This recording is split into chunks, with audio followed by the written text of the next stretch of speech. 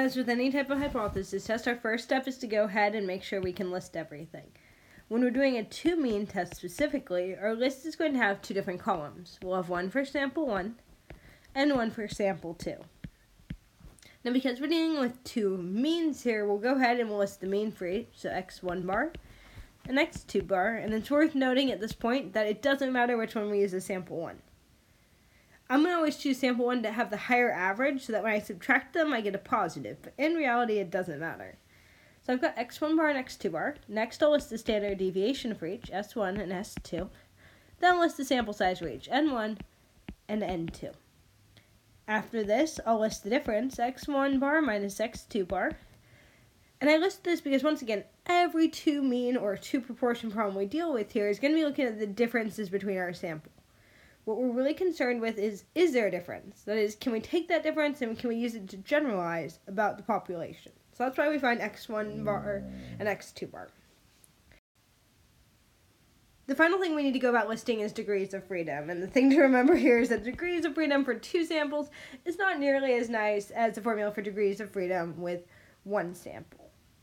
If you haven't already written this down, go ahead and check out the video on how to find degrees of freedoms for two means.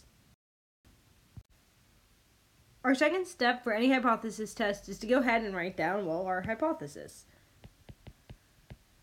Because we have two samples, our hypothesis, H naught, will be based on the assumption that in reality our populations have the same average. That is, despite the fact that our samples, x1 bar and x2 bar, might be different, that if we pulled everyone in population 1 and everyone in population 2, the averages will line up. Now, in order to do this, we need to remember that x bar is the sample average, and the population average is actually mu. So I'm going to write mu1 is equal to mu2. And what this is assuming here is that in reality, my populations have the same average to them. My alternative hypothesis is the opposite. That is, I'm going to write mu1 and mu2, and I'm going to have a couple different options for what can go in between here. Now, we know from before that I can put a greater than.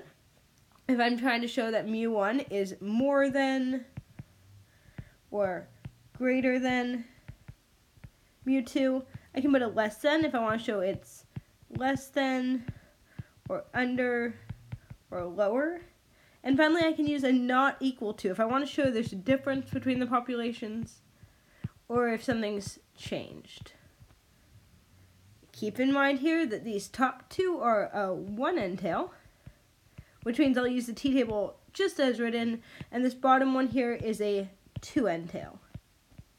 And what that means is once I find that p-value, I will double it.